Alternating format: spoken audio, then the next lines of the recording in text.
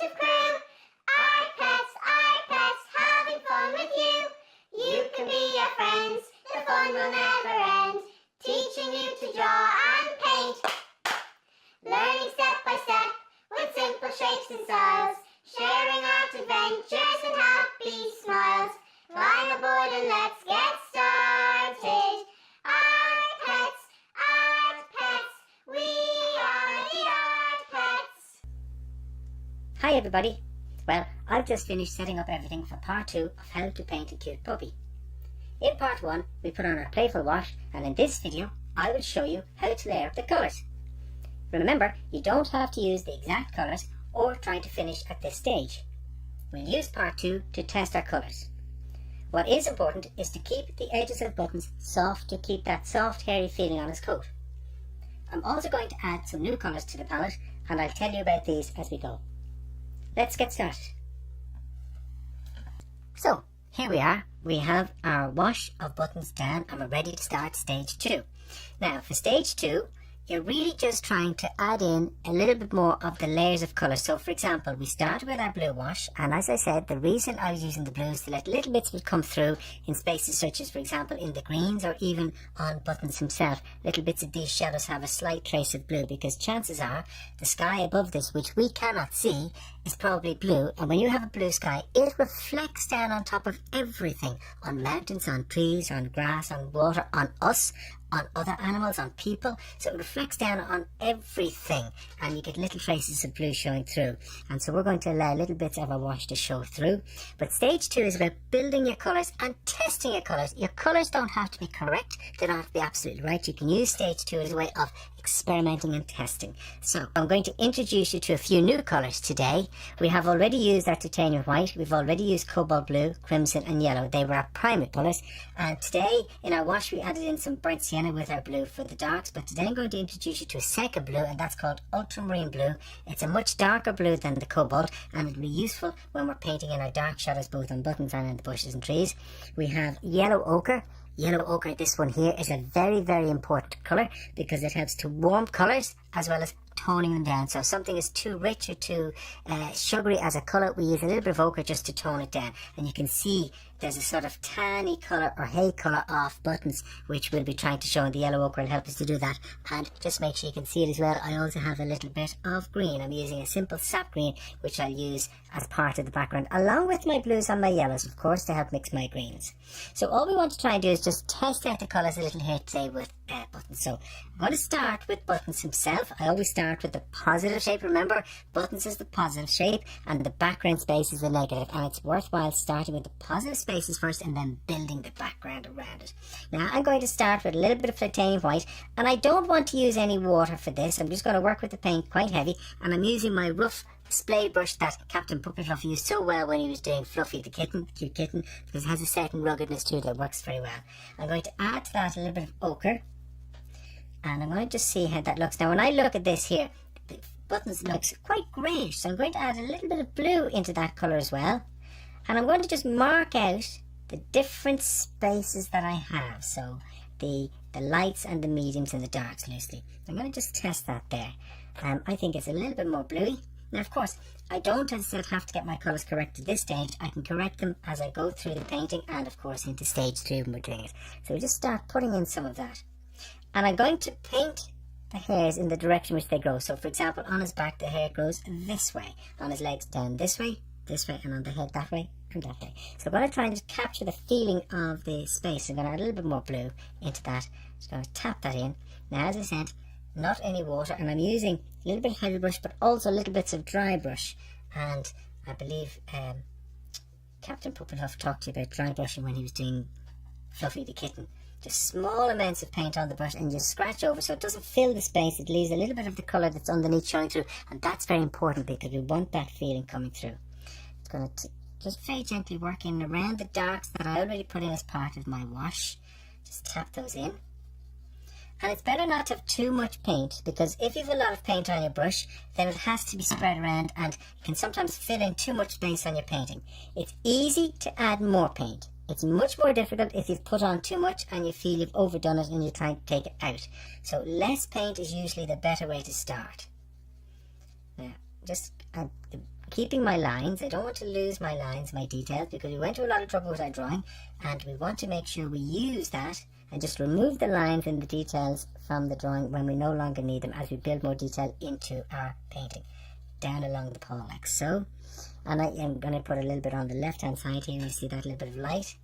And again, I'm not using any water because I want to keep that lovely fluffy softness coming through, and the dry brushing on the paintbrush with just the paint that doesn't have a lot of water is a much easier, more effective way to do that. Just tap those in there. Back to the head, just around the top, around the crown of the head for buttons. Now, I'm not worried about the bright lights. As I said, I'm really only testing my middle range colours. So while there are small amounts of light in that, they're not the very bright ones. They're much more standard colours, if you like. Just tap those in there and anywhere I see them. A little bit around the snout. There's a little bit of brightness, as you can see just here. Then around the eye. And just adding it down around the mouth there. And a little bit over here on this side. Just test in there. Now you can see my colours are drying a little bit darker, which is okay, because it's absorbing into the paper, and so it doesn't have the same brightness. And then coming back in onto the tail, putting a little bit of that in.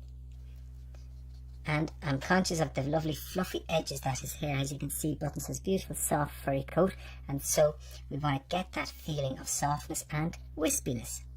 That's a lovely word, wispiness. Just down into, you see that sort of M shape. Around here with a bit of shadow, and a little bit around the top of the eye there. And what I like about my old brush here is it doesn't allow me to be too detailed, so I can just block that in with a certain degree of softness and unevenness. Now from there I'm going to add a little bit more yellow ochre, a touch more blue, not so much blue with the ochre that makes it green, because if you put too much blue and yellow ochre together you will get a sullen or an earthy green. We don't want that, we just want a little bit of a dull ochre. And we just put that, you can see the M shape here, is this sort of shadowy feeling around. Buttons in there.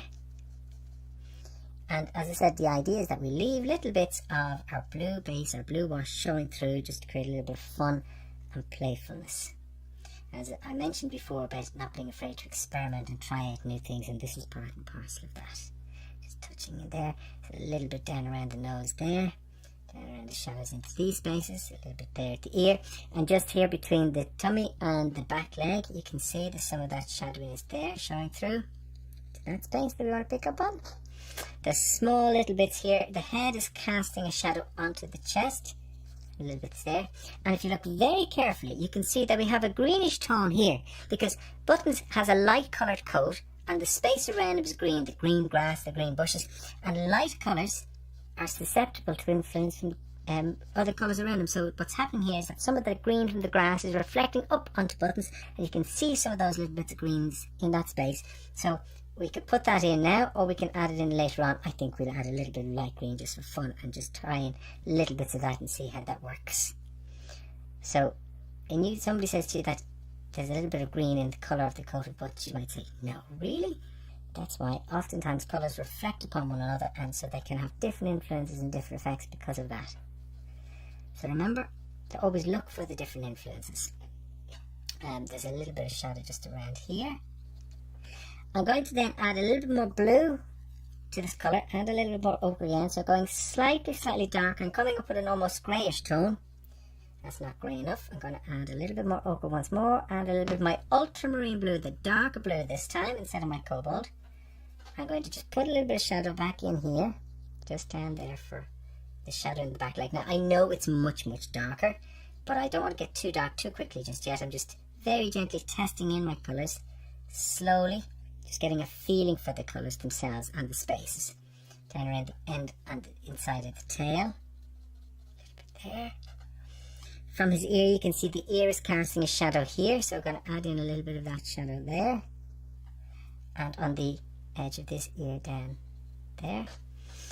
Now adding a touch more light to that again, ochre and white, so the titanium white and the yellow ochre, a little bit of blue, and just finish out the ear. It's a bit too dark, a little bit more light.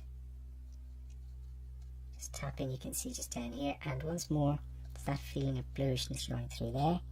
Now it's important that I keep that fluffy feeling about buttons. So you can see there's a looseness about how I'm applying my paint, and that's purposely done because I want to keep that fluffiness. If I make it too flat, it can be very difficult to try and get that feeling of fluffiness back into them.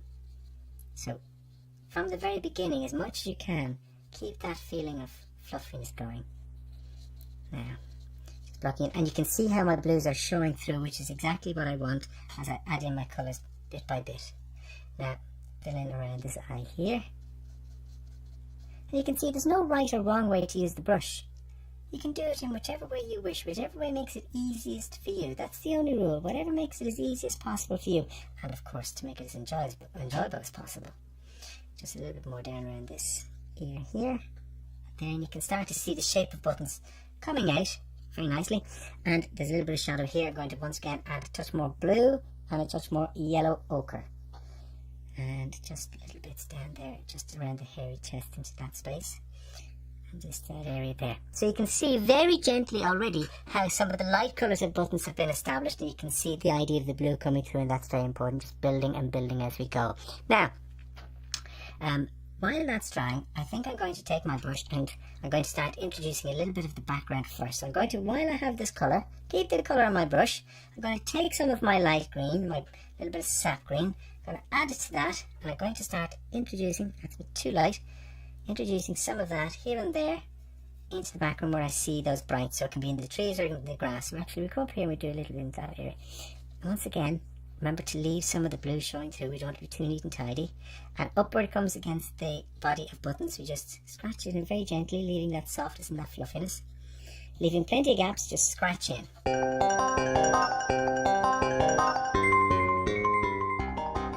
And now some onto the grassy spaces, and where the bushes are quite uneven and I use the brush in a very haphazard fashion or uneven fashion.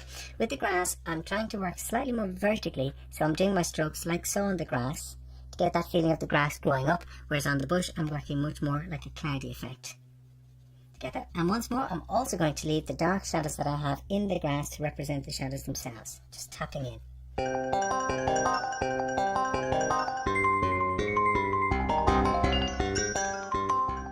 Just for fun, actually, why don't we take a little bit of yellow and we put in a little bit brightness here and there, a little bit more brightly. There, and little bits in here where we see indications of it. Bits there and little bits there. So that space, and then going back in, and while we're doing it, why not take a little bit of blue and add a little bit of blue as well, just for fun.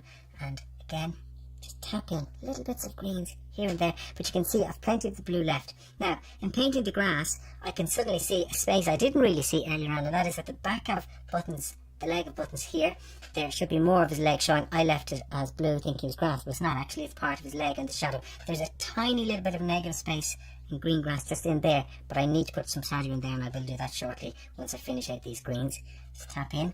I'm going to take some of my blue with that. I'm making a slightly darker green going back into the bushes and just tapping in little bits of those darks here and there.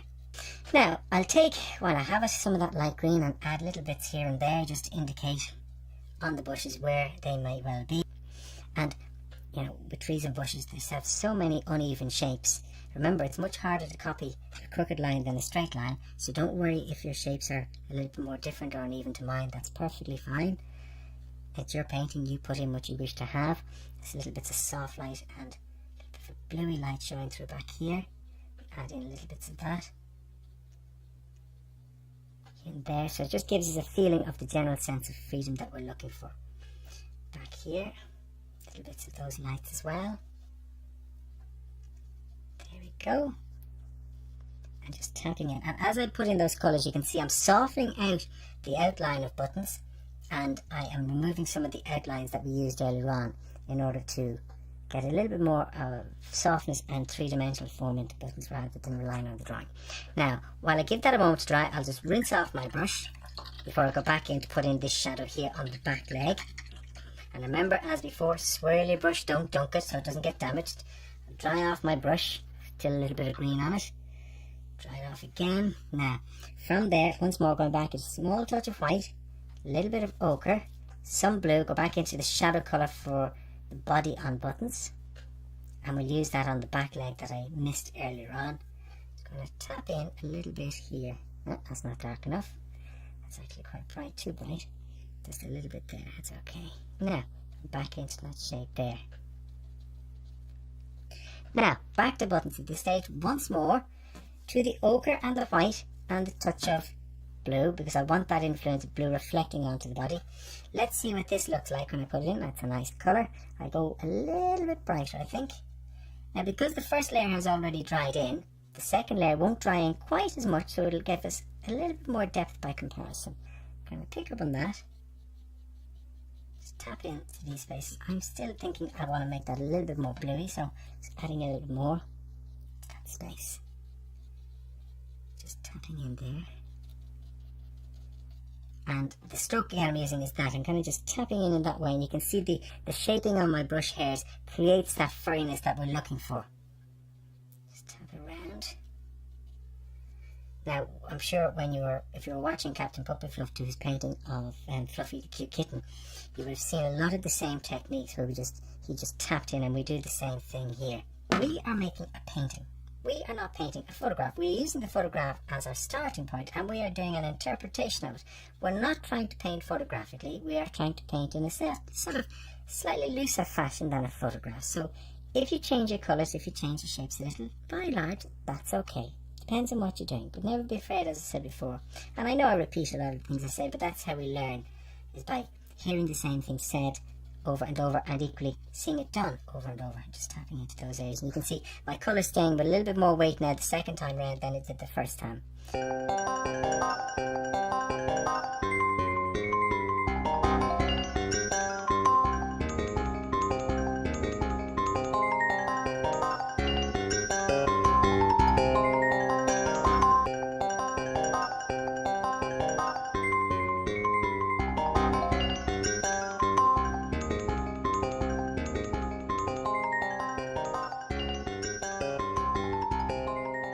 And we just take a little bit of colour here and put a little bit of light just along that area there, and just coming up into that area, just tapping in a little bit here and just down there. I'm going to take a little bit more of the brightness that I had earlier. Now that the background is dried, I'm going to take some of that bright green and yellow. Just going to tap in a few more little bits of colouring into these spaces here and there to get some of that light in the background. Now I'm going to mix with my ultramarine blue and a small amount of yellow, slightly darker green, so my ultramarine blue and a little bit of yellow, and for that just put that into my dark green spaces.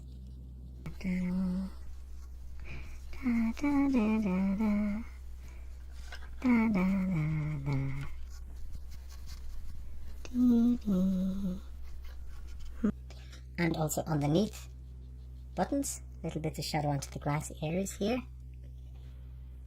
Now once more, I'm going to mix a little bit of the light colour, and I'm going to once again put my little touch of blue in it. So the blue is very important, as it gives that slightly greyish influence, but because buttons is in the shadows, and so the influence of the shadow is very much a sort of bluey grey, and I'm going to just tap that in over the previous colours I have.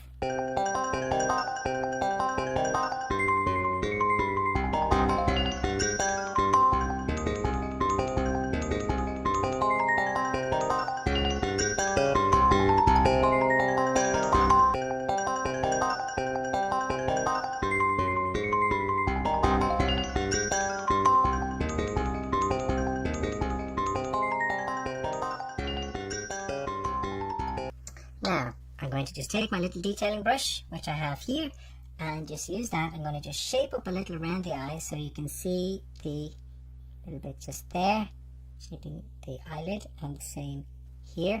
So you always have a very gentle look in their eyes, I always find. And we just want to show that little bit of light here and here for now, just to give ourselves an indication of that.